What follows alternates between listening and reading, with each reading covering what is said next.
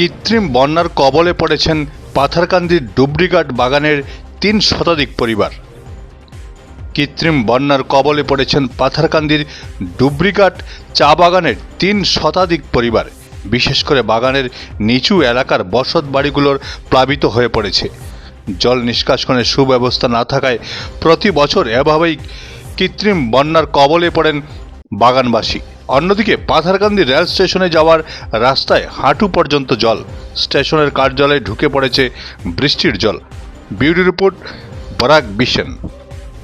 কয়েকদিন থেকে মুষলধারার বৃষ্টির ফলে আমাদের ডুবরিঘাট চা বাগানের 7-8টা অ্যাবিটেশন, কোয়ার্টার লাইন, দূরবীন টিলা, বাংলাতলের নিচের স্থল এবং কন্দপাড়া, নাচগড় তাঁতিপাড়া, নাচগড় গুয়াবাড়ি, স্টাফ লাইন, সালিয়ানের রবিদাসপাড়া এবং আপনার বাজারচারি লাইন তাঁতিপাড়া, এখানে প্রায় 300 থেকে 400 পরিবার ফ্লাডে এফেক্টেড এবং ওনাদেরকে তাড়াতাড়ি এখন আশ্রয়স্থানে নিয়ে যাওয়া হবে, নতুবা ওদের ঘরে এখন জল, প্রায় সবার ঘরে জল ঢুকে যাচ্ছে।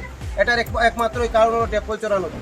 ডেপলচোরা নদী দিনে দিনে ছোটো হতে যাচ্ছে এবং ধন্যবাদ দিচ্ছি আমাদের মিনিস্টার মধ্যে, তিনি একটা আমাদের বাঁধের কাজটা চলছে, অথবা বাঁধের কাজ শেষ হওয়ার পরে আমাদের ফ্লাডটা জলটা কমবে।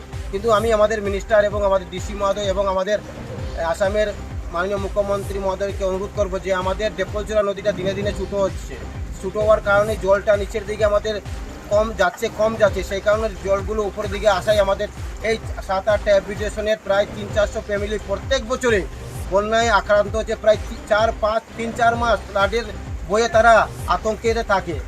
সেই জন্য আমি অনুরোধ করব আমাদের মাননীয় মিনিস্টার শ্রী কৃষ্ণ পাল দাদা এবং আমাদের ডিসি মহোদয়কে তাড়াতাড়ি কোনো ওনাদের সাহায্যের আগ বাড়িয়ে দেন এবং ওনাদের তাড়াতাড়ি রিলিফ ফান্ডের ব্যবস্থা করিয়ে দেওয়ার জন্য। ধন্যবাদ।